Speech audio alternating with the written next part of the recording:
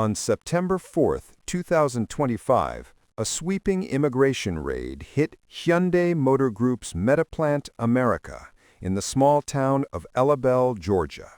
A single operation so large, the Department of Homeland Security called it the biggest in its history.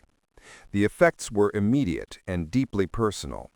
Hundreds of families found themselves in crisis overnight. The raid was dramatic. Federal and state officers arrived in force, backed by helicopters and armored vehicles. By day's end, roughly 475 workers had been detained, all accused of overstaying visas or lacking proper work authorization at the construction site of Hyundai's electric vehicle and battery plant.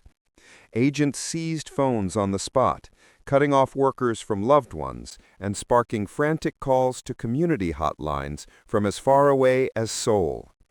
For families, ordinary routines collapsed. In many homes, the detained worker was the sole breadwinner, the driver of the family car, the person who paid the rent. Within hours, local nonprofits like Grow Initiative and Migrant Equity Southeast were scrambling to deliver groceries, baby formula, and rides to medical appointments.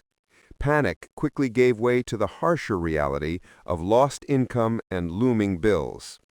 Two vastly different stories then unfolded, divided by nationality. More than 300 of those detained were South Korean engineers and technicians.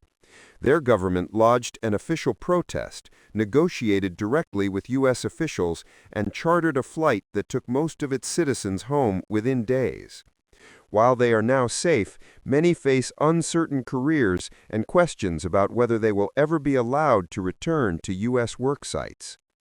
The nearly 200 workers from Mexico, Guatemala, Colombia, Venezuela, and elsewhere have had no such lifeline. Lawyers say some held DACA status or valid work permits, yet remain entangled in a slow legal process. Their families, still in Georgia, are left to juggle rent, childcare, and legal fees with little information about when or if their loved ones will be released. The diplomatic fallout has been just as thorny.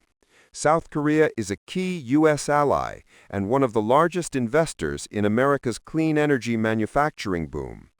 Images of shackled Korean workers aired widely in Seoul, igniting public anger and prompting some companies to rethink expansion plans until visa rules are clarified. Local politics also simmer. Some residents say the plant overlooked homegrown labor, while immigrant rights advocates argue the raid will drive undocumented workers further underground, making work sites less safe and wage theft harder to report.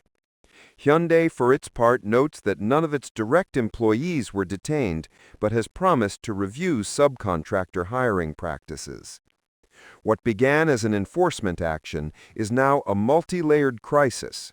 A story about families torn apart, a diplomatic partnership under strain, and the fragile human link in the global supply chain that brings electric cars to American roads. The events in Elabel remind us that behind every headline about immigration policy or green tech investment are real people whose lives can change in an instant.